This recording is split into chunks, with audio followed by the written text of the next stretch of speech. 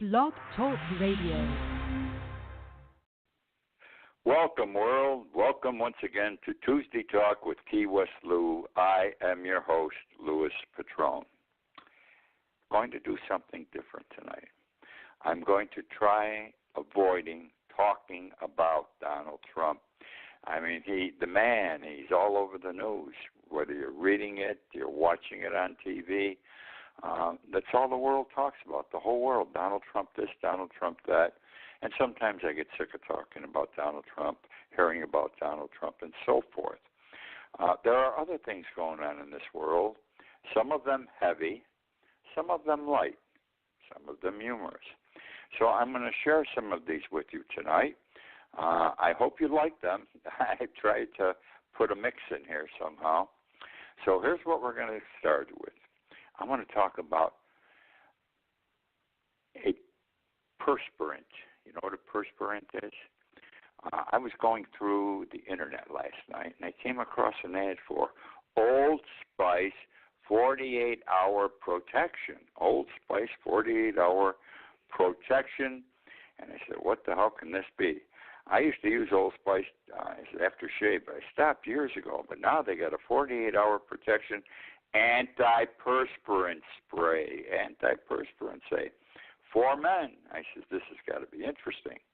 So I looked it up, and sure enough, Old Spice has come out with a spray. The men spray it under their arms, and they don't have to bathe for 2 days. Would you believe it? This spray is good for 48 hours. Ain't no one going to smell them. And that brought to mind something I experienced when I was back in high school and college, back in the early 50s. And that was 5-day deodorant pads. You have to understand that back in the early 50s, and this is true, not everyone bathed every day. I mean, today we're all fanatics. They'd sometimes take 3 showers in a day.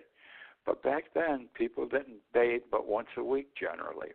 So 5-day deodorant pads became a big hit because it came in a little bottle, and they were gauze pads, maybe an inch and a half in diameter, soaked in some kind of a fluid. You took one of them out, and you rubbed them under your armpits, and you were good for 5 days. You didn't have to take a bath. Nobody was going to smell your BO, et cetera, et cetera. I mean, they sponsored TV shows. They did everything. Wild. Would you believe this?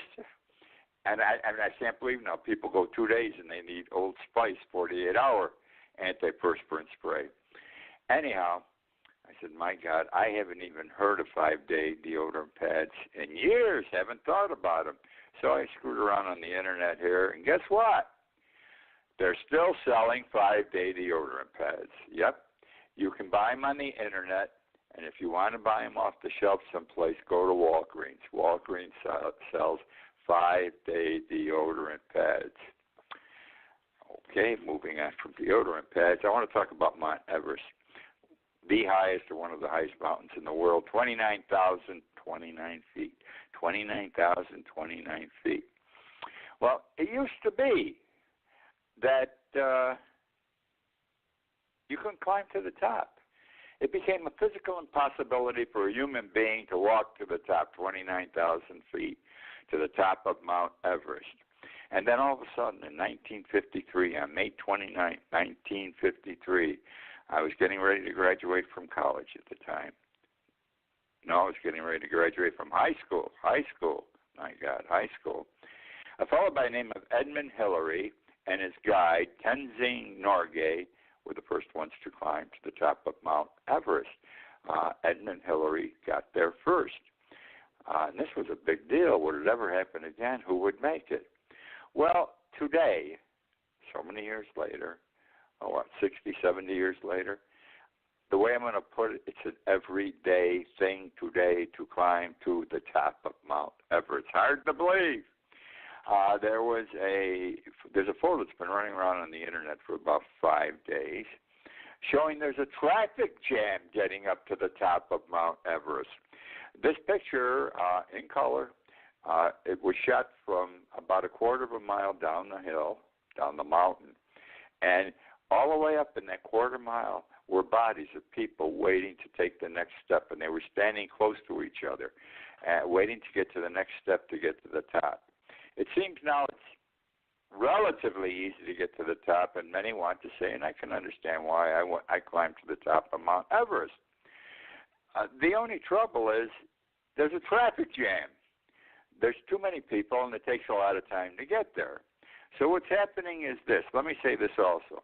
Nepal, where Mount Everest is located, they're delighted that so many people want to climb Mount Everest because to get the ticket to make the climb is $11,000 a person. And they're going up by the hundreds, these people now. The country's doing very well. Anyhow, they get up there, and it can be very deadly. There are lethal conditions for climbers. It comes from frostbite and altitude sickness. Now, I don't know what altitude sickness is, but that seems the big killer. In the last 8 days, 11 people have died on the climb up Mount Everest or coming down. And they all died, these 11 people, in that last quarter mile going up or in the first quarter mile coming down.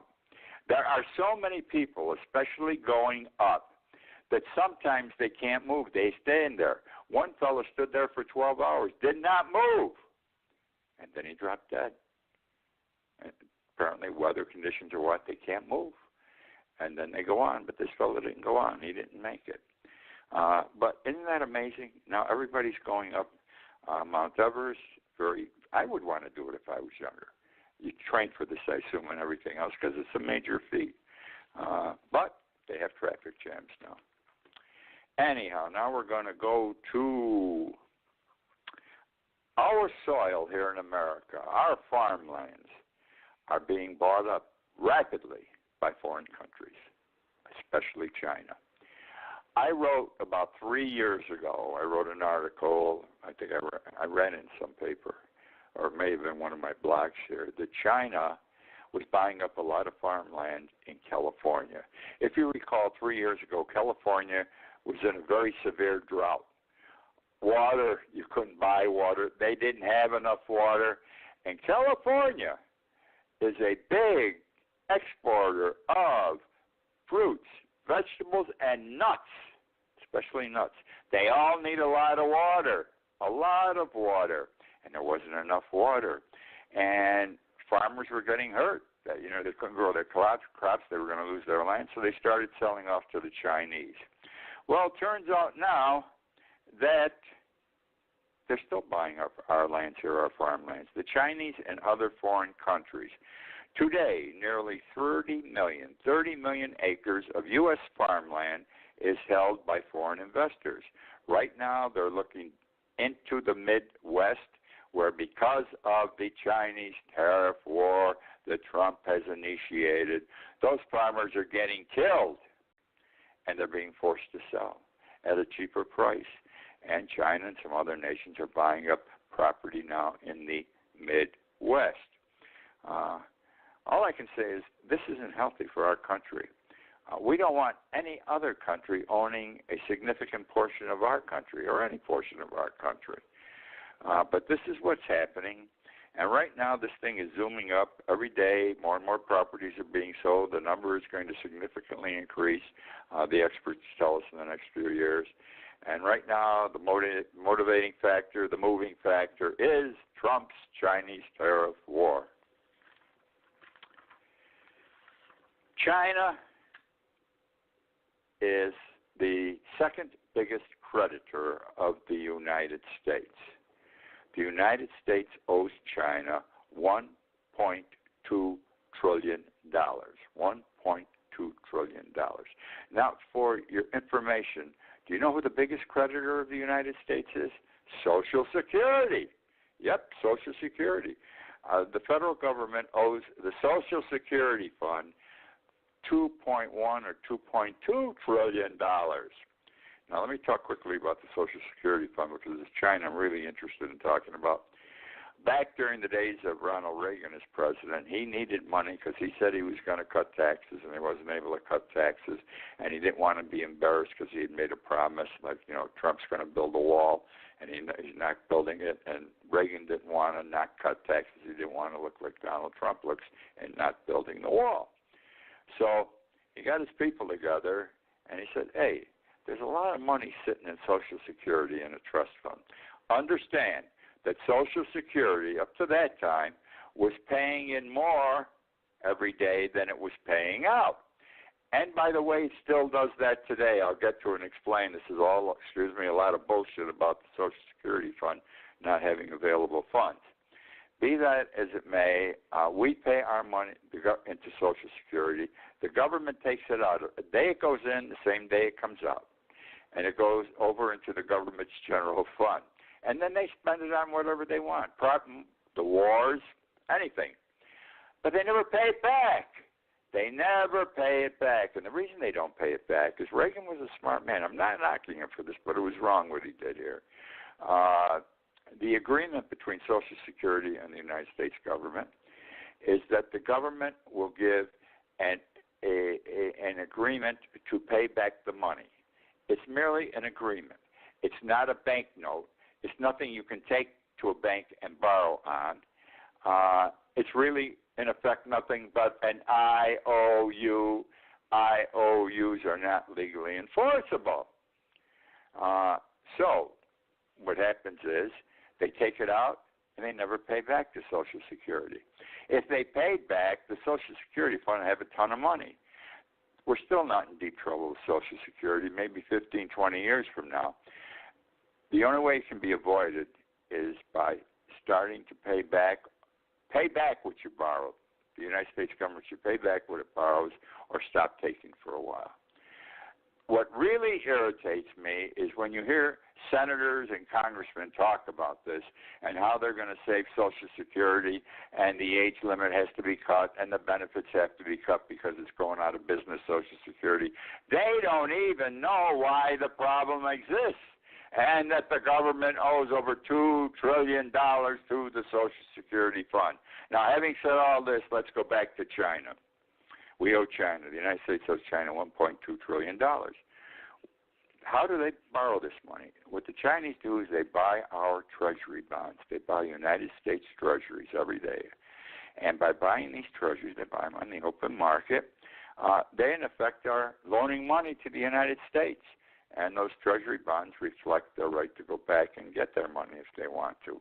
And how it works is this. Chinese keep buying. They never sell. And they know we need money, and the Chinese print their own paper, so it's easy for them to make money when they haven't got money. It's going to bring them down someday economically, but not yet, though they get close on occasion. Anyhow, if China ever starts selling these treasury bonds or stops buying these treasury bonds, within days our economy would fall. Now we are in a tariff war with China. Trump's saying all these terrible things. Trump's doing all these terrible things to China. At some point, China may say, up yours, Donald Trump, and they may go out and start dumping their treasury bonds, just selling them, which will, if they do that, it would raise America's borrowing costs. We have to go to the bank. You know, they're affecting our economic the ground of our economy by selling these off. And so if we're borrowing money at 1.5%, it may be 3.5%. It affects the borrowing cost. It would weaken our dollar, which would destroy us all over the world. The American dollar is the strongest thing going. That's what people respect economically in this world. And it would plunge global markets into chaos, which is a nice way of saying recession. Back in March, China sold $20 billion of treasury bonds in one day. We never heard about this at the time. Our government went crazy. Were they doing this to us? Were they finally going to get even? Even back in March, they were talking about tariffs, a tariff war, I believe. And anyhow, they just did it for one day to see what we would do. We push China. I am telling you that if we push China and continue to push China, their big card, the card they're going to play, because we're going to be hurting them. They're hurting too. This tariff war hurts them too.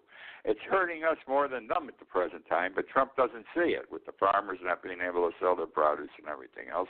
Car manufacturers can't complete the manufacturing on the cars because can't complete a car because they don't have certain parts which were bought from Japan. There's going to be a disaster here. If they ever do this, we're in trouble financially, and that's the card they're going to play to destroy our economy if we keep screwing around. Take note, Donald Trump. Memorial Day. Yesterday was the Memorial Day. Great weekend. Always a great weekend. And people do still remember our war dead on Memorial Day. It isn't all cookouts and swimming parties.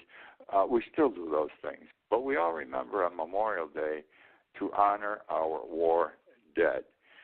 It's just something that is ingrained in us. Now, how did Memorial Day come to be? There are so many thoughts, ideas on how it occurred.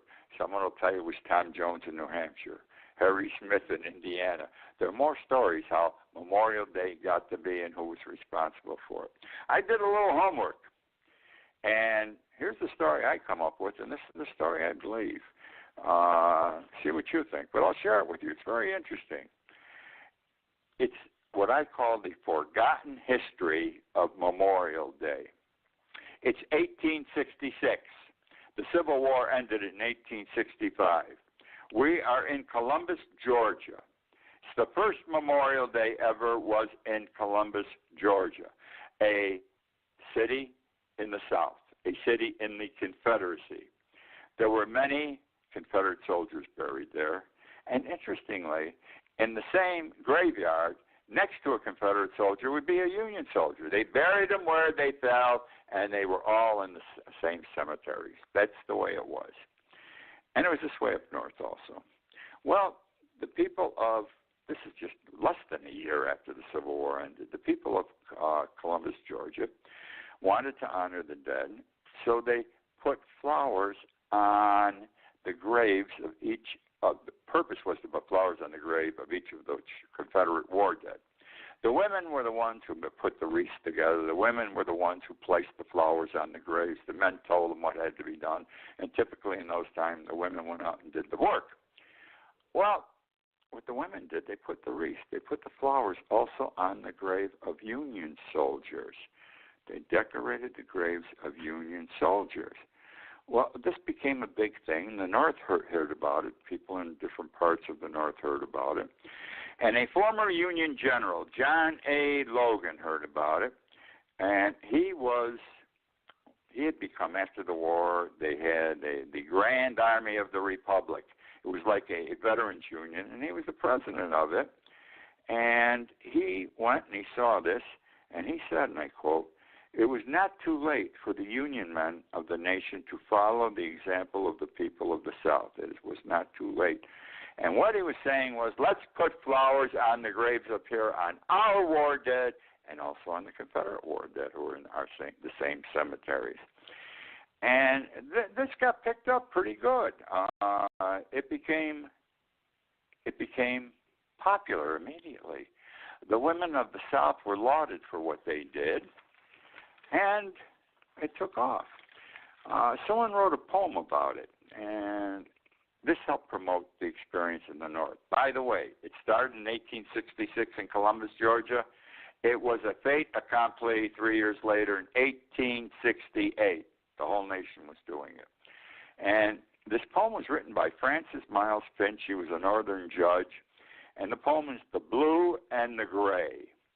And here's why he wrote it. He said he was inspired. He said, and I quote, "It struck me that the South was holding out with friendly hands and that it was our duty. It was our duty not only as conquerors, but as men and their fellow citizens of the nation to grasp it." South was holding out their hands by putting the flowers on the grave, and we should recognize their effort and what it meant, and we should grasp their hands and say, we are all one. There's a line in his poem that I find very interesting, and I quote, "They banish our anger forever when they laurel the graves of our dead." They banish our anger forever when they laurel the graves of the dead. Now, so the custom was in the South became the custom in the North, and we had Memorial Day. Okay, and it also did another thing. It contributed, it didn't happen, but in some places it contributed to burying the hatchet. As I said, the feeling, this warm feeling towards each other, who hated each other during the Civil War, the North and the South, spread rapidly.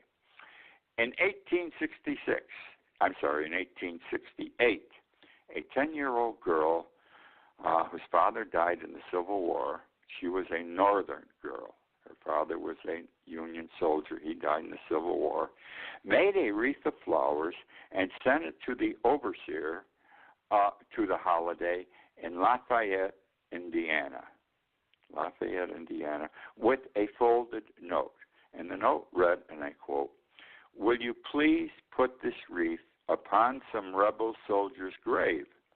My dear papa is buried at Andersonville." Andersonville was a terrible place for Union soldiers to go. It was a terrible camp for Union soldiers. Many died there.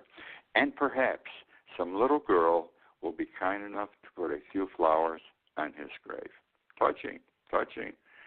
And it was said, and historians now look at it this way, Lincoln, remember Lincoln's line, malice towards none, charity for all, and then he died.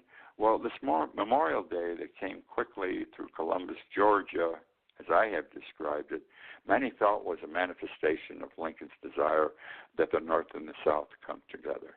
Maybe it was, maybe it wasn't, I don't know. Maybe this isn't the true story. But from my digging, this is the story of how Memorial Day came to be. Bayer aspirin. We all know Bayer aspirin. My God, I take a big one every day for my heart. But Bayer aspirin, we've all used Bayer aspirin. We all use Bayer aspirin. It's been on the market forever. I didn't realize what forever meant until I got into this. Let me tell you the story of Bayer aspirin, because Bayer aspirin has a dark past, one you will not like. It has a dark past. It wasn't a good person or a good business or a good company during a certain time. The company was founded in 1863. Sometime between that and the early 1900s, they discovered aspirin. That was their gold mine, aspirin. Now, just sometime in the 20s, the 1920s, the 6 largest pharmaceutical companies in Germany merged, and they called themselves IG Farben, F-A-R-B-E-N. Each operated independently, but the father company or the parent company was IG Farben. There still was a Bayer. Bayer ran their own company and reported to IG Farben. Now, here's what happened. We have to go to World War II. We have to go to the concentration camps. We have to go to Auschwitz. What happened is this. Bayer used, and IG Farben also, slave labor big time in all of the concentration camps in Germany. Bayer, especially at Auschwitz, Bayer built a whole plant in Auschwitz. This was on the Auschwitz grounds next to the furnaces, or the gas chambers, rather. Right next to them. They're in the picture. You see a picture of the factory, you see across the road, the gas chambers. Anyhow, and they would put to work some of the Auschwitz concentration prisoners. Not a lot. Like, they generally ran with 300,000 workers, but most of those workers were slaves or conscripts from countries they had conquered, and they sent the men and women to work at Auschwitz, but they didn't put them in the gas chambers. They weren't Jewish, et cetera, et cetera. 30,000 of that 300,000 generally, though, were Auschwitz prisoners, generally of Jewish extraction. Now, they weren't nice people, because they used that plant to make certain war products, but they also used that plant to experiment on people. This is where Joseph Mengele, the angel of death, the doctor who ran the experimentation plant in Auschwitz, it was in that portion of Auschwitz that was the Bayer plant. And they did all kinds of terrible things, that they experimented on children. most of whom died. At one time, they ordered their women. Bayer would order their women from the Nazis at Auschwitz and say, for example, and this happened, I need 150 healthy women. And they did this in writing. This was all business. Germans are very fastidious. They're very businesslike, keep records on everything. I need 150 healthy women. I'll pay you, I think it was RP or RM 170. Don't ask me what the RP or the RM was. I couldn't figure it out even looking it up. Anyhow, and they get 150 healthy women. They used one batch to test new anesthetics. Turned out the anesthetics weren't too good. All 150 women died. So what did? They wrote a letter back to the commandant of the concentration camp and said, they died. I need another 150 at the same price per the original contract. Please send. That's how they did business. They bought the people in the concentration camps. One of, not at Auschwitz, but at one of the other plants that IG Farben had, they made the gas. They made the gas that they used to kill the Jewish people, okay? Let's see, I got the name here if I can find it. It's Zyklon, Zykion-B, the synthetic gas that was used in the gas chambers at Auschwitz. So these things went on. They did all their experiments. They hurt people badly. You all know it. And it was acknowledged, too. In 1995, long time after the war, 1995, Hal J. Weimer was the CEO of Bayer, 1995. Bayer is a German company yet. He offered a public apology for his company's acts during World War II, which he described as 1935 to 1945, and the Holocaust. They acknowledged that they were bad people, and they did horrible things there. Let me share something else with you. Some historians suggest that without Bayer or IG Farben, Hitler could not have come to power. He would not have risen to power. There would not have been a Second World War because Bayer's people, IG Farben's people, they were big donors to Hitler's electoral campaigns at the beginning and supported the Nazis at all times through the war.